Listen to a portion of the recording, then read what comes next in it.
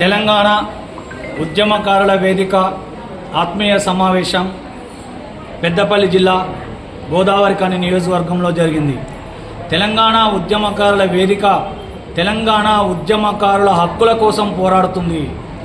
తెలంగాణ ఉద్యమకారులకు 250 గజాల స్థలం ఇవ్వాలని, 4 గదుల ఇండ్లు నిర్మించాలని, ఉద్యమకారులకు 25,000 పెన్షన్ సౌకర్యం కల్పించాలని, ఉద్యమకారుల బిడ్డలకు ఉచిత విద్యను అందించాలని, ఉద్యమకారుల కుటుంబ సభ్యులందరికీ కూడా ఉచిత ఆరోగ్య రక్షా కార్డు ఇవ్వాలని, ఉద్యమకారులకు బస్సులలో రైలులో ఉచిత ప్రయాణ సౌకర్యాన్ని కల్పించాలని, ఉద్యమకారులకు సంక్షేమ బోర్డును ఏర్పాటు చేయాలని తెలంగాణ ఉద్యమకారుల వేదిక తెలంగాణ ఉద్యమకారుల హక్కుల కోసం పోరాడుతుంది.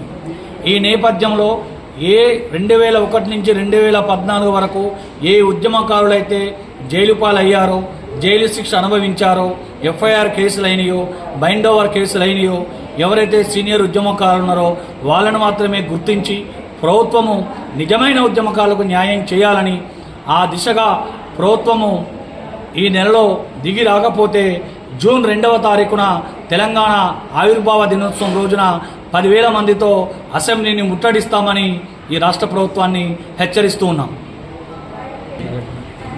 తెలంగాణ ఉద్యమ కొరకు కొట్లాడిన ఉద్యమకారులకు న్యాయం జరగాలనే ఒక ఆలోచన కొద్దీ తెలంగాణ ఉద్యమకారుల వేదిక రామవరం నియోజకవర్గంలో రాష్ట్ర గౌరవనీయులు రాష్ట్ర చైర్మన్ గారు ఈ యొక్క కార్యక్రమానికి ముఖ్య అతిథిగా రావడం జరిగింది. కాబట్టి తెలంగాణ ఉద్యమకారుల వేదిక పుట్టిందే నిజమైన తెలంగాణ ఉద్యమకారులను గుర్తించాలనే ఒక ఆలోచన కొద్దీ ఈ వేదిక ఏర్పడ్డది. కాబట్టి మేము ప్రభుత్వాన్ని ఒకటే కోరుకుంటున్నాం, రేవంత్ రెడ్డి గారు ముఖ్యమంత్రి గారిని ఎన్నికల ముందు నువ్వు ఉద్యమకారులకు ఇచ్చిన హామీలను నెరవేర్చుకోవాలి మేము మిమ్మల్ని వేడుకుంటున్నాం, కోరుకుంటున్నాం.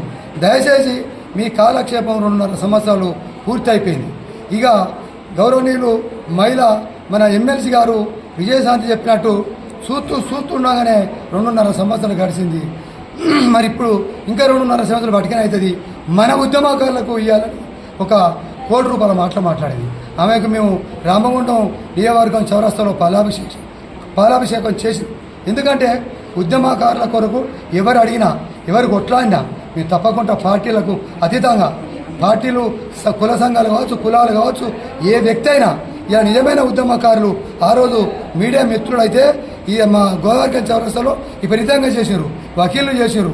అందరికీ తప్పకుండా ఇలా మేము కోరుకున్నది ఒక్కటే, జైలు అయిన వాళ్ళు, తర్వాత ఎఫ్ఐఆర్ అయిన వాళ్ళు, బైండర్ అయిన వాళ్ళు, పేపర్ కటింగ్ ఉన్న వాళ్ళు, ఇండైరెక్ట్గా పనిచేసిన వాళ్ళని కూడా గుర్తించి ఇలా విలేకరులకు కావచ్చు, వకీళ్ళకు కావచ్చు, ఇలా మేధావులు కావచ్చు, వెనుక ఉండి నడిపిన వ్యక్తులకు కూడా మేము తప్పకుండా మా తెలంగాణ ఉద్యమకారుల వేదిక తరపున మేము వాళ్ళందరికీ వెళ్ళాలని మేము కోరుకుంటున్నాం.